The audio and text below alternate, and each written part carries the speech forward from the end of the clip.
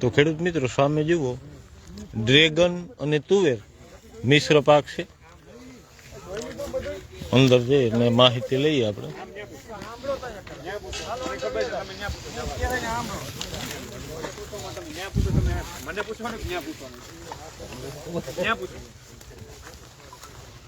હવે આ જે આપણે ડ્રેગન ફ્રૂટ કર્યા છે ને 2 એકરની અંદર છે. 2 એકરમાં એટલે લગભગ 600-650 છોડ છે.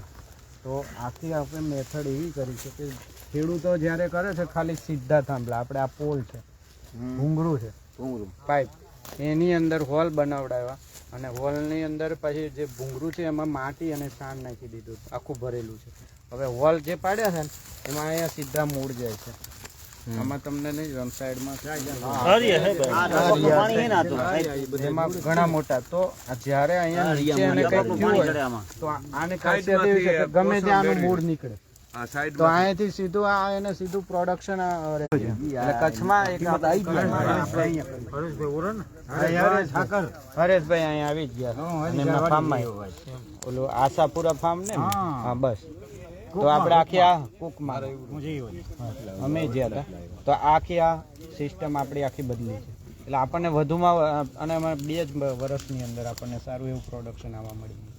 આવતે વર્ષે 10 ટનની આસપાસ છે પૂરા. આ તો વેરાયટીમાં આમાં ન આવે, ખબર નહીં આવે.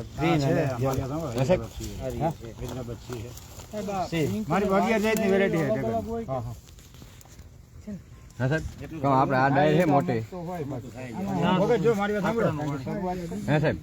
આપણે આ ડાયર મોટી, આ મોટી ગયો વચમાં કાપ નાખે ડાયર ના ફૂટે.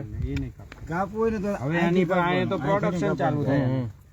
આની અંદર પ્રોડક્ટ અહીંયા ફ્લાવરિંગ આવે. આની ખાસિયત એવી કે તમારે જેવું વાતાવરણ ભેજવાળું થાય એટલે તરત ફૂલ બેસવાના શરૂ થઈ જાય. 6ઠા મહિના ચાલુ થઈ જાય ને. હા, આપણે વાતાવરણ બદલાય ને વરસાદ તો અત્યારે ફ્લાવરિંગ આવે, વાદળ આવે ને, એને મૂળ વરસાદનો આધાર. કટિંગ ક્યાંથી કરીને આપણે રોપ કરી શકીએ? 3